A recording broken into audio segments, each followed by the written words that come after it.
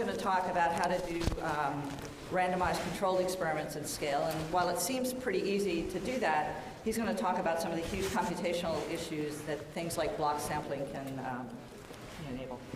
Thanks. All right, thank you. So so I'm going to talk about how to improve some massive experiments by this new method for blocking.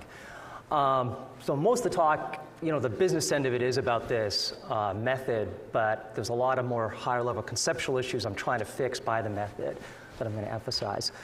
So this is like, if you like experimenting on human beings like I do, this is the golden age of experimenting on human beings. We're doing massive experiments on them at a scale never done before. I mean, online experiments can easily reach 100 million people, but even offline experiments where I'm going to call you up, I'm going to show up at your door, I'm going to send you mailers, and I want to make sure, like, say you vote in a certain way, those experiments now can easily number 20 million, 30 million people in a presidential election.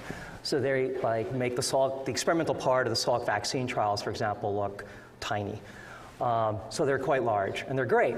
So one would think, hey, this doesn't make many problems arise then, right? If I have a sample size of 20 million, I can estimate my sample average treatment effect with quite a high degree of precision, and I don't have many analytical problems.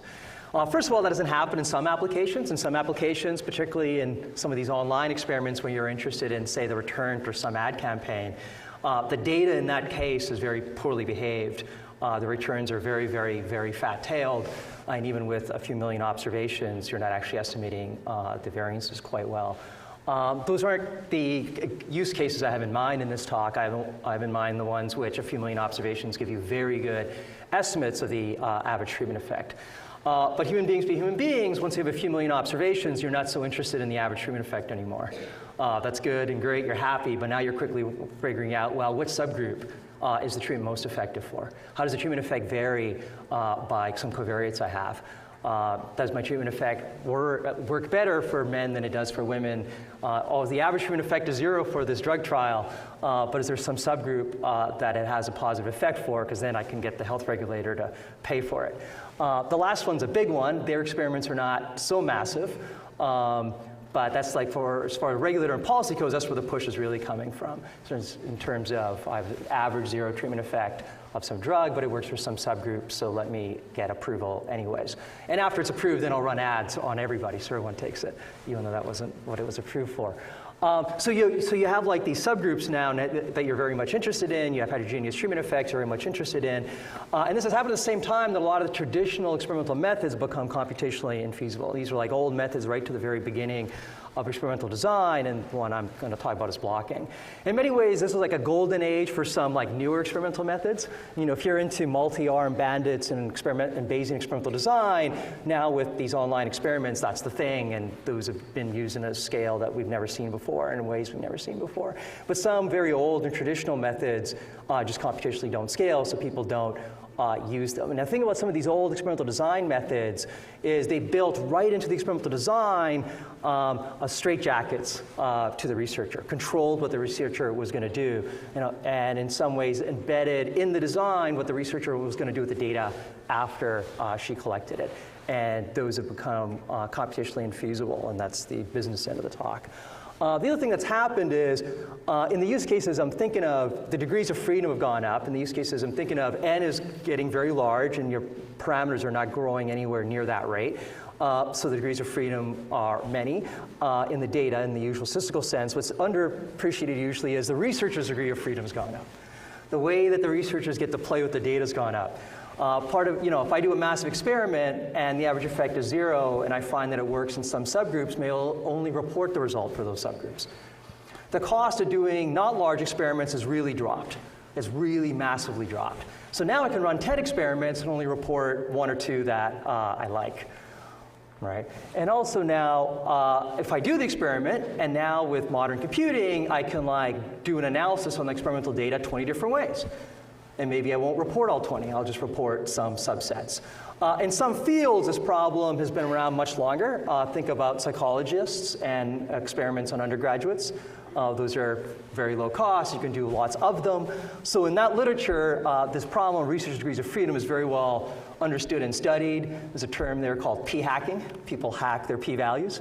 Since if you look at the published literature, p-values should follow certain distributions. If there is no effect under the null, p-values should be uniformly distributed. If there is an effect, they should be heavily skewed towards 0 because there's an effect. That's not what you find in the distribution of p-values in the published scientific literature. Doesn't matter if it's biology, doesn't even matter. Physics is the best, but it's even true. It's not quite true in experimental physics, although it's the best. It's not true in the social sciences. Psychology is particularly bad. P-values cluster in published papers around 0.05, for which there is no natural phenomena to explain it. So that's what I mean by research degree of freedom. And part of what experimental design, the founders of experimental design, people like Fisher and Neyman really worried about this issue and came up with designs of experiments to try to control researchers' freedom, but a lot of those we can't quite use anymore. And these and a bunch of other issues are just causing this massive rise in false positives. In non-experimental big data work, that's not a mystery. In like most social science applications, most epidemiological applications, there's very few true zero correlations, right? I mean, the correlation between two factors in the world might be small, but it's very rarely is it actually zero, unless we construct it to be so. In the social sciences, so if you have like massive amounts of data and you're doing observational work and you're walking through that data, well, you're going to find lots of significant effects if you're not careful. The fact that it's happening more in experiments is a bit of a mystery. In these cases where the n is large and p is quite small, we know how to control the false positive rate. There's many things wrong about Neyman-Pearson hypothesis testing theory, many complaints we can level at it, but we know how to control the type 1 error rate. But that's not what's happening. We're generating just lots and lots of them. And the main suspect probably is the research degree of freedom is getting quite large. You're searching for these heterogeneous treatment effects. You have lots of freedom on analysis, et cetera, et cetera. Now, before we get into the details of the various ways that one can design the experiment and analyze it, it's useful to remember why we randomized to begin with. Because a lot of the choices that I'm going to make and I'm going to advocate, they're not mostly for statistical reasons, right? There's some statistical properties that some techniques have that might be somewhat better than others, but the differences are actually quite small. The reason that one's preferring some method over another is really for these sets of reasons. And the first reason people usually don't forget for why you randomize. We randomize and we want some property by design. And often it's unbiasedness. You can design an experiment and an estimator that you're going to get an unbiased estimate of the treatment effect by design, right? You have to make very, very weak assumptions. Thomas laid out the Neyman model, and you need SUTFA, as he mentioned, but that you've got compliance and you collect data on everyone, and that's about it. You're making no assumptions about the way that treatment has an effect. Treatment can vary by every individual. You're making no assumption how the treatment varies with covariates. Doesn't have to be linear, doesn't have to be additive, there doesn't have to be any error that's like additive. There's very weak assumptions you make. And maybe someone says, I don't care about unbiasedness, I like these multi-arm, bandit, Bayesian experimental designs. That's cool too. The randomization is giving you some properties true by design as well. It's giving you an independence. And you're not using that to get unbiasedness, but you're using that to get other properties. And that's people usually recognize. The other two people forget. Way too often. And the second one is a little more surprising to me that people are forgetting, but in some proposals in the literature, and I'm going to mention one later on, people forget the other reason we randomize is to get principal probability statements. Right? We randomize because we create a random variable. We don't assume it. It's not like the old joke about the economist on a desert island. How do you get the can of beans open? I assume a can opener. The statistician equivalent always is, I assume a random variable. Where did that random variable come from? I don't know. I need to get the machinery going. Right? It's no, you create a random variable. You know its probability distribution under the null. You can do testing from that pretty rigorously, and the theory is very well worked out. And maybe you don't like permutation inference. Maybe you want to do another kind of inference, but we have a very nice set of results that asymptotically and pretty quickly, a lot of the usual variance estimators we use will give you very similar inferences, so we're kind of happy about that. Right? And we forget about this part. And just as a side note of intellectual history, that line comes from Fisher, but permutation inference actually was created in the 19th century by a philosopher and a logician, Charles Sanders Peirce, who independently worked out permutation inference and also blocking and experimental design. He wasn't obscure. He was a member of the National Academy of Sciences, but unlike Fisher, he didn't create a whole discipline. So it's easy to forget. And a third important reason that we randomize, and this one's the most often one forgets, and Cochrane's wrote a lot about this, statistician Don Rubin mentions this a lot, is we want to separate the design from the analysis stage. You get to do things in the analysis stage that make one uncomfortable, right? Because you might run 20 regressions and only report one. And I don't trust myself with data, which sure means I don't trust you, right? It's just very hard as a human being not to you like the results, so you tell a story, right? And then the design stage, people, it's not like people don't try to design an experiment to get a result they want, right? Drug companies sure try to target patient groups they think are most likely to respond. At hospitals, they think they're most likely to get a positive treatment effect, et cetera, et cetera. But it's still at the design stage, right? There's still things they can't control. It's very different at the analysis stage, where now it's like I am picking and choosing what model to run, what functional form to have, which covariates to adjust for. Right, and those two very different things. And the difference is the clear blue water between the two isn't so much statistical in terms of properties. I'm going to talk a little bit about, well, what do you get out of design stage versus from a post-experimental analysis, but the differences you get in the human factor thing are quite massive. And so those are the three important things to keep in mind.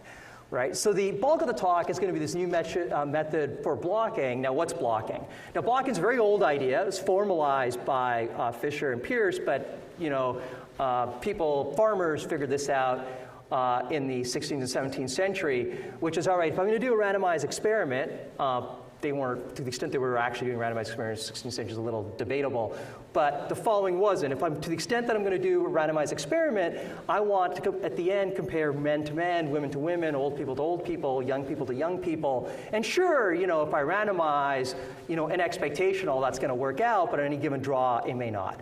But I can enforce it to work out. I group people up before I randomize. I group men and men, women and women, old people with old people, et cetera, et cetera. And then within those blocks, I assign treatment or control, right? And that's blocking. And just for lingo, if you do it before randomization, in the lingo it's called blocking. If you do it after, you do that kind of grouping afterwards, it's often called post-stratification. But that's blocking. It's a very old idea. It's a very standard idea. And that's the idea that doesn't scale. The algorithms to do that just don't scale for large N and continuous covariates. Now, as I said, there's going to be some analytical benefits for blocking under some pretty weak assumptions. Blocking can't make your estimates worse. It cannot increase the mean squared error of your estimator under some very weak assumptions, even in finite samples. It can't do that. But the main benefits really are this transparency, and it minimizes phishing, right? So I'm going to sort of go to the conclusion about what this thing is, and then I'm going to talk for why you might want this thing. So the business then is a new blocking algorithm and minimizes the pairwise maximum within block distance called .lambda. So for every block you're going to create, you're going to get a bunch of observations in those blocks, and they might be of varying different sizes in ways I'm going to talk about. And what the maximum pairwise distance is going to be for every pairwise distance you take in that block, the maximum is going to be lambda. And what this algorithm will do is it will approximately minimize that in good computational time. Now, it works for any valid distance metrics. Anything to satisfy the triangle inequality works. We use the triangle inequality a lot to get the computational efficiency, so you need that. It ensures good covariate balance by design. So, you want at the end, be comparing like to like. And part of the thing to compare to like, by the way, is that you might want to then, in those blocks, just estimate the heterogeneous treatment effects within blocks, right? And then later, you might need to reweight those blocks. Like in Jadea's talk, some of those estimators, you had reweighting things, and you might want to reweight those blocks instead of reweighting individuals, and there's some analytical benefits for doing that. The algorithm works for any number of treatments and any number of observations per block. That's most of the existing algorithms basically end up depending on network flow algorithms. So they work for like 2, block size of 2. So now with massive experiments, the other thing that I didn't mention you do is, I have lots of data now. I don't have to do treatment and control. I'm going to do 10 different experiments, 10 different treatment assignments in my massive experiments. I need to block across way more than 2. It's fast. I've dropped some terms for clarity, but it's n log n, which I'd prefer it to be linear or sublinear, but for this use case it works quite well. If you have 10 million observations and and 2 covariates, you need to block that on your desktop computer. Our algorithm will do it in 44 seconds. If you have 100 million observations, our algorithm will do it in 11 minutes.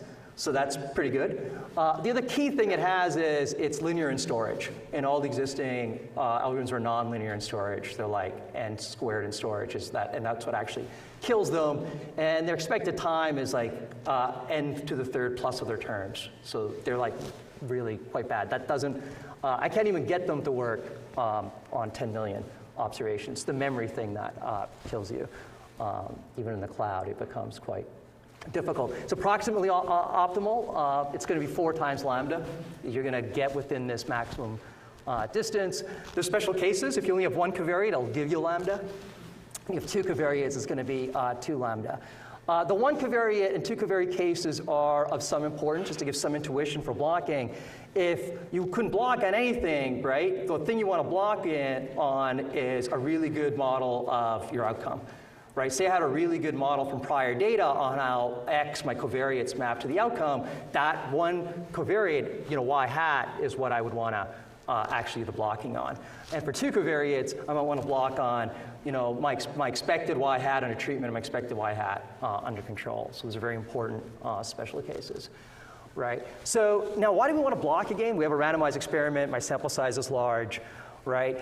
Now, the easiest one to explain that's uncontroversial is that if you don't adjust for covariates, and the covariates are powerful predictors of the outcomes, you're gonna get some draws with imprecise estimates of the treatment effects, right? Because you're gonna get these variables that swing between treatment and control, and you might get draws where there's a lot sicker people on treatment than there are control, and that's gonna increase your precision. It's decreased the precision of your estimator than what it could be. More controversial to state, but it's just logically true, is it gives you conditional bias. And you're like, what, how can my experiment be biased? Right? It's the if I have an experiment, and there's plenty of experiments like this, so I have an experiment and it just happened and the draw I got, the people who got treatment were sicker than the people who got control. Well, the experiment is biased in the sense that conditional on that draw of sick versus healthy people, the experiment is going to give you a biased estimate for all such draws. Right? Of course, an expectation, that's going to all wash away because you're going to get draws of other types. That's not a great solace if you're the patient having to make a judgment based on that experiment, right? That in worlds you have not seen, the bias would cancel out. In the world you got, the treatment has sicker people than control, and that's going to give you conditional bias for your treatment effect. Now, these products go away in large samples, so why are they a big problem in massive experiments is that we end up starting to estimate these treatment effects for subgroups. And some of those subgroups get pretty small, even with very, very massive experiments. Right? It's just some theoretical results for why blocking is a good thing. And these are derived under the Neyman model that Thomas mentioned, so the assumptions are very, very weak. Bin Yu, in the next talk, is going to talk about a little bit more details of the Neyman model in the case of adjustment by lasso and regression, to give a little more flesh to it, but I'm not going to walk through the assumptions. But under those very weak assumptions, again, you're not making any assumption about the treatment effect, how it varies, et cetera, you are assuming SUDFA, that if your blocking is no worse than at random, then your estimator in finite samples can't have any worse precision than if you didn't block. And then say you live in a world where you could even create blocks worse than at random. So you are really blocking apples to oranges, right? Then if you go to a different kind of model that you assume I'm sampling from an infinite population and then I randomly assign treatment, then you again, blocking can't hurt the precision of the estimator. This second world is sort of like, to me, is sort of like a little dangerously close to angels on a head of a pin. It's like, most of these mass experiments are not a sample from an infinite superpopulation. They're like just the data you got and you randomly assigned. So I think the first probability model probably makes more sense. Now, blocking may increase the variance of your estimated variance. You can think about it as I got these blocks, and say my variance estimator is I estimate variances within blocks, and then I weight them to get an overall variance within the blocks. I'm eating away degrees of freedom. So I might get, asymptotically, this is not going to be a big deal, but in any given sample, I might be decreasing my variance. That really depends on just the estimator you use, and say you do just randomization inference, and blocking can't hurt your even your estimated variance right? So those are pretty good and pretty happy results. The thing is, we get pretty good and happy results for post-adjustment as well. Part of what's happened in recent years is people have started to figure out, well, what happens if I use some parametric model or some models to adjust for experiments? And there's a long literature in that. Obviously, people have been working on ANOVA for a long time. In recent years, people have done it under the Neyman model, starting with a set of papers by David Friedman. So now you're making assumptions that, like, none of the usual regression assumptions hold, right? There's no error. There's no additive error. You're not assuming that the response function is linear. You're just making the assumptions under the Neyman model. Under David's set of papers, he argued, hey, if you run regression on experimental data, even asymptotically, you might actually be decreasing. You might be increasing asymptotic variance, or you might decrease your asymptotic variance. It might hurt you. You don't actually know, and the variance estimate or estimates coming out of OLS will be wrong, and this is kind of frightening, and this kind of scared people. Winston Lin, who I think is in the audience, who's a former graduate student of mine, he wrote a very elegant paper, 2012, showing that all of David's results can easily be made to go away. I mean, David Friedman's theorem is right. It's just that if you specify your regression model in a particular way, you put in all the interactions between your covariates and treatment, then asymptotic regression can't make your asymptotic bias worse. If you just use, you calculate your variances by the estimator that economists love so much, the sandwich estimator, then you can get valid inferences back, even under very, very weak assumptions. So that's pretty good. If you do the right thing with regression, things are really good. The key thing being the right thing with regression. Well, Luke Meritrix and Binu and I, we did similar analysis for post-stratification, and again, the results are pretty good. That post-stratification will work quite well. The thing about these results and other results like this is they're all ruling out fishing. They're all ruling out that I'm doing this selection after randomization, and I'm picking and choosing covariates from the results I like. So they're all assuming very principled human beings who will run one model, state in their pre-analysis plan, and the theoretical stuff works out quite well. That's not actually what happened. In medicine, they have pre-analysis plans. And you can see how often people comply, and the rate is not that high.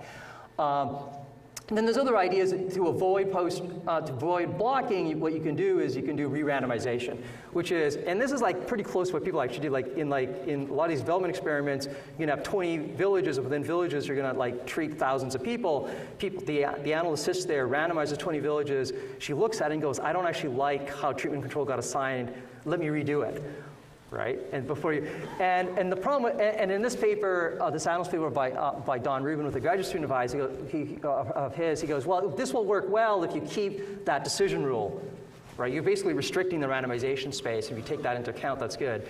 Then valid inferences go. Again, this is depending on that the researcher actually does this pretty complicated thing.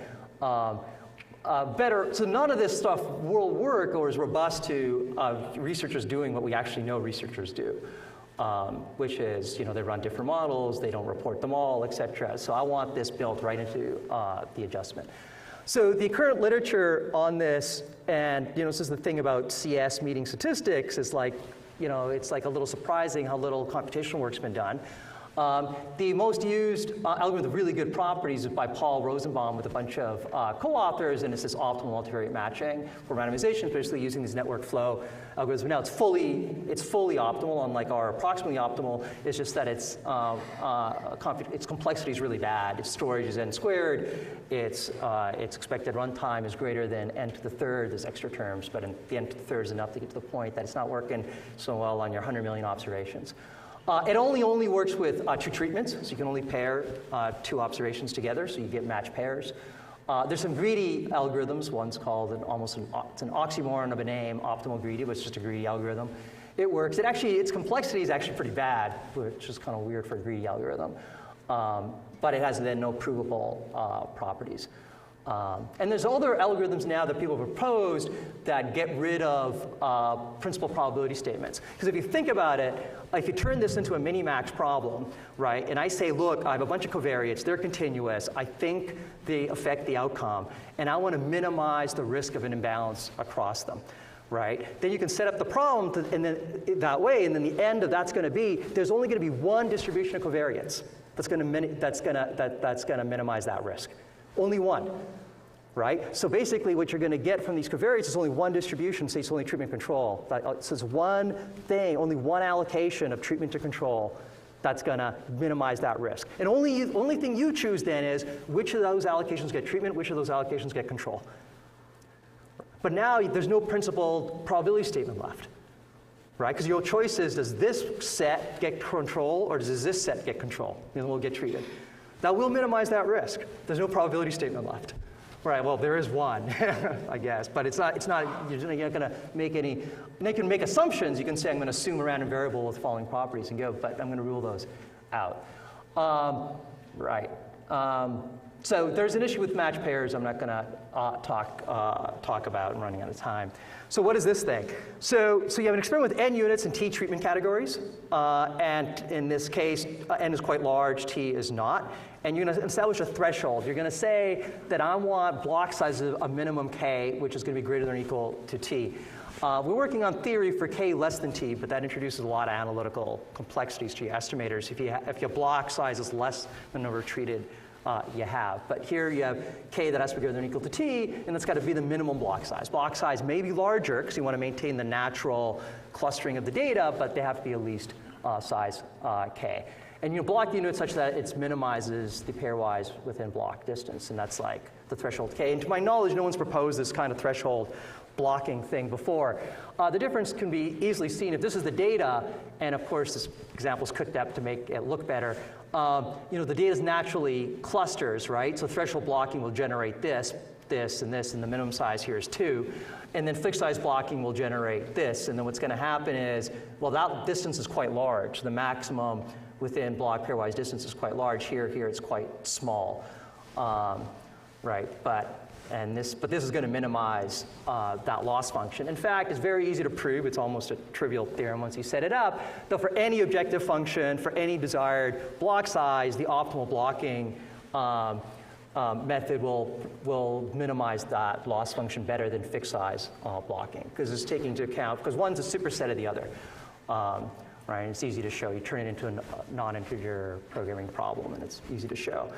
So that's nice, but there's two problems, right? The first problem is the covariates that you're going to block on might not actually be the ones you actually care about, because they might not actually be predictive of the outcome. I'm not really going to talk about that. The second problem is it's computationally just very hard. These are like NP hard problems. There's lots of reductions you can produce to prove that. You can just intuitively see it, that this is the number of units that you have, and this is the possible blockings you have, and these are the possible threshold blockings you have. The numbers get very large, very, very fast. So this is not a nice problem to have.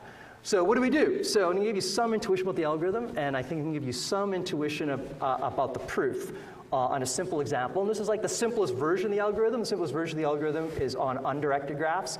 The actual algorithm uses directed graphs, which doesn't change its complexity or its optimality properties, but does make it work better in practice.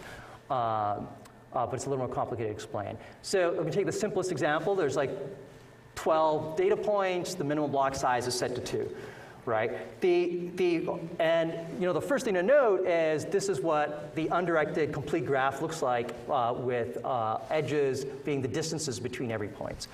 And basically, it's turning the blocking / mapping matching problem into a graph problem. Right? So the first thing to note is this is not a sparse graph. So a lot of the CS literature has spent time on, what do I do with sparse graphs of this type? This is not sparse. In general, it will not be. Right? The hard part of this problem was to say, okay, I'm going to turn this blocking problem into the k nearest neighbor problem, at least in one key step. And there's a lot of literature on generating k nearest neighbor graphs in computationally efficient ways, and that's what you're leveraging. So the first thing you do is you generate the k-1 nearest neighbor graph, and that's what that looks like in this case. And that's the thing that's being, depends on how you do it, but say it's KD trees, that's what's the thing that's being done in n log n. Right, so that's the k-1 nearest neighbor graph, all right, so that's getting more sparse, that's great. And then you take the second power of the k nearest neighbor graph, and then you get that. That's very easy. We know how to do that very, very quickly.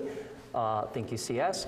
You find a maximal independent set. All right, that's pretty fast and easy to do. Again, it's not optimal. It's just a maximal. That will suffice. And the ones that you pick, those are now going to be your block centers. Right? And then you're going to start forming blocks from those block centers that you can pick pretty fast, right? And then you take, the first thing you do is you create every neighbor of that block center is now a block. Now at this step, and this is the flavor of the theorem, at this step, what you basically have is most of the units assigned, but not all. But what you're guaranteed is that every unit is at most one step away from a block center.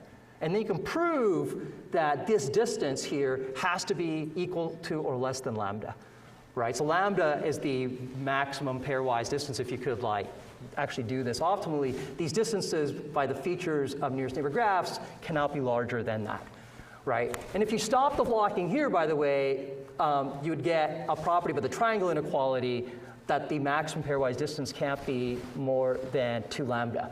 You would leave some points unassigned, but you could just stop right here and you get 2 lambda property. For a lot of use cases, people will do this.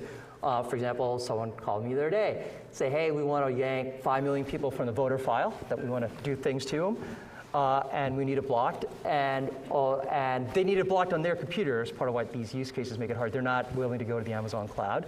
So you need an algorithm, say, hey, I got an algorithm, it'll run on your desktop.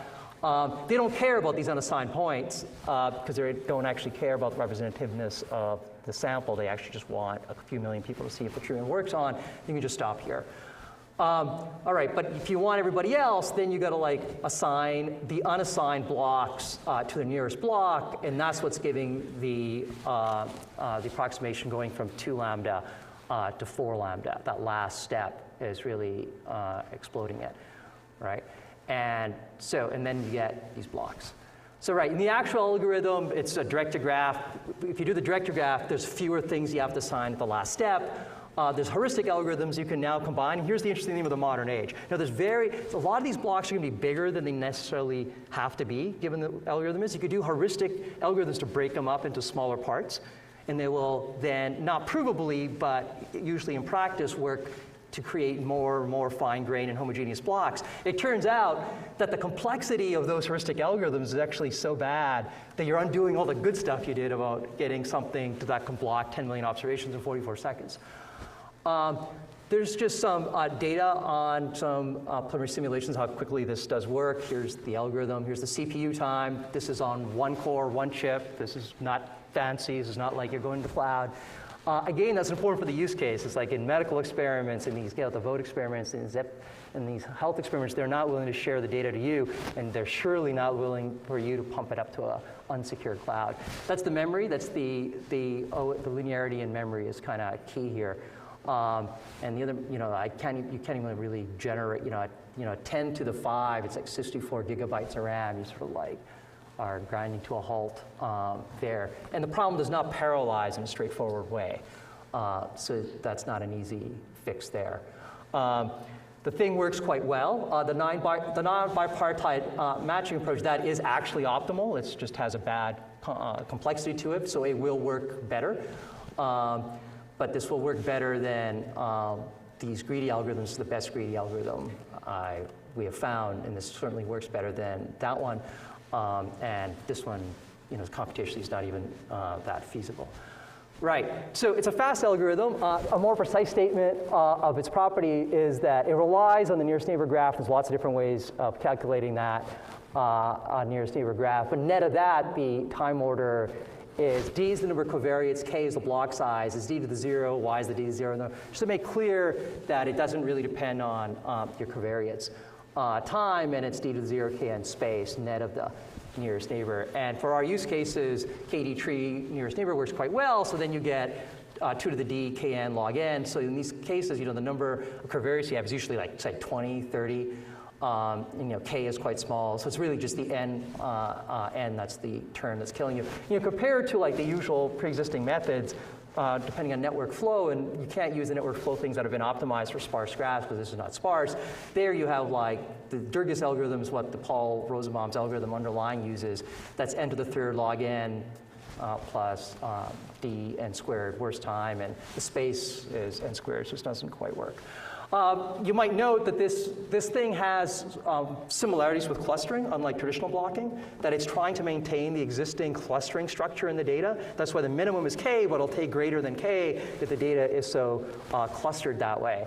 But it's maintaining a minimal threshold. That's what makes it different than the usual clustering problem. Because I can't have block sizes less than the number treated. If so, I get just tons of analytical complexities that arise. We're working on that, but I think they're kind of tricky. Now, this is separating the design from the analysis, because I say these covariates are so important, I'm putting them into the design stage.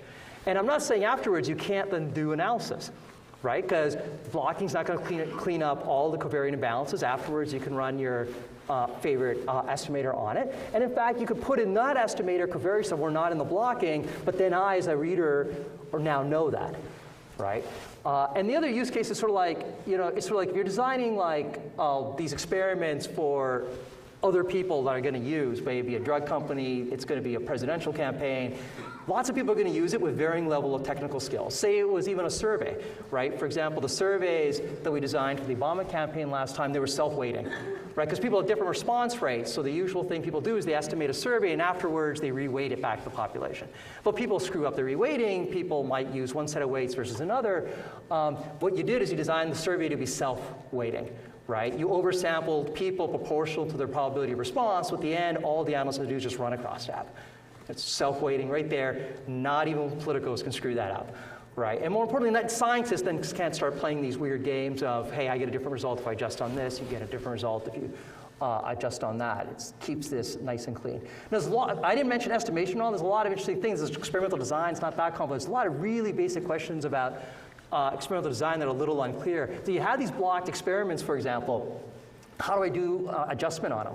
Like say I want to run a regression, right? And say that the causal effect is heterogeneous by block, right? Then from the Winston-Lin results that we talked about, it was like, oh, you should put in the block level dummies, and then you should put the interactions between that and treatment.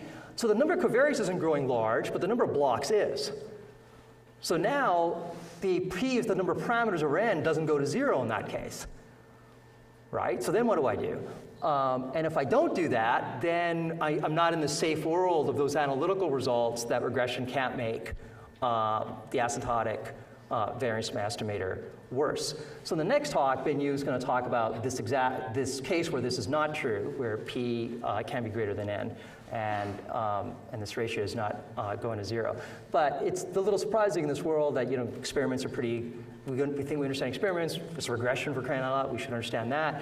But there's some pretty basic questions that we don't actually have great theory for.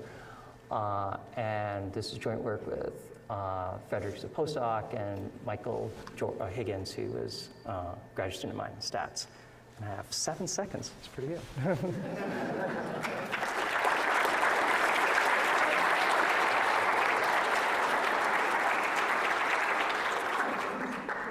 Time for some questions, and there's also an important announcement about tomorrow's schedule before we break for lunch.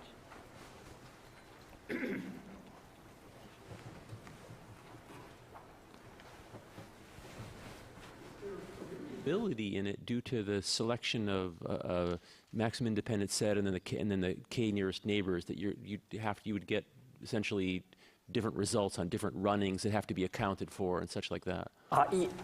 That's a good question. No, the algorithm is totally deterministic, right? There's different ways you could have done the k nearest neighbor. There's different ways you could have picked the maximal independent set, but we only use one way, so the algorithm is utterly deterministic. And that's there for design for exactly that reason. A question a little bit about the motivation. So one of the things you mentioned is, right, if you settle some things in design, this gives people fewer degrees of freedom in analysis to do fishing. And it seems like there's 2 different issues there. One is choosing the adjustment scheme for estimating the average treatment effect over the whole population. And then the other one is searching for subgroups. And I guess I'm imagining if I have a lot of covariates that I put into this blocking, certainly, if one then adjusts for all those covariates to estimate the average treatment effect, it seems like that issue is solved here because you've already adjusted for them in design. For the subgroup analysis, it didn't seem like that issue was addressed. And then on that first point, on the adjustment for the average treatment effect, in a lot of the experimentation that happens, say, in the internet industry, where a lot of these large experiments are done, the analysis is also automated. So if we're going to do adjustment and analysis, we'll just automatically do the adjustment. So the analyst is not going to choose the parameters of adjustment, at least for estimating the average treatment effect for the full population. So I'm just wondering about the practical value of doing this blocking from the perspective of trying to reduce phishing. If you have an algorithm that's going to do it, then the phishing thing is like just gone. So then I'm not so worried about Except that. for the subgroup analysis. So Right. you can still fish for the subgroup. So for the subgroup, I didn't put this in the talk, so I have a whole bunch of work on how to do the subgroup analysis while controlling the type 1 error rate. Now the thing you can do is if you define a priori which subgroups you're going to be interested in, you can like set up a permutation test with a test statistic design that's going to protect the type 1 error rate. Right? The sense would be, I want the permutation inference for the minimum p-value. Right? So here are my subgroups, they're predefined. I'm going to go, is there an effect for any subgroup? Right? So I take the minimum p-value and I want the permutation distribution under the null over that test statistic. And that's going to then, so then if that can't reject the null and the average isn't rejected the null, that seems to rhetorically work with people who have spent millions of dollars doing an experiment, saying, okay, maybe there is a zero. But, yeah. Wait 1 second. What are the chances that you get Congress and the Census Bureau to use your methods? It's the, if this is a question about the census, I think the census is a good example of, statisticians and econometricians and methods people were too quickly to jump to, like the method will fix it. But the census is pretty good. There is an undercount problem. I thought built into this question as well. Census has some kind of undercount problems. Maybe we should use some methods to correct for that. I think by now history has washed out. I think David Freeman was right that most of the methods people were proposing to correct the census undercount had such errors in themselves that it was very unclear they're actually going to improve the undercount versus not. And then you're also now making very politicized about who now bureaucrats getting a statistical model to adjust, and money is going to flow based on that. It becomes a tricky thing. But I think the census is another nice example where you're trying to build in by design procedures that minimize humans' ability to give, because you're trying to convince a speculative third party that that's actually the answer.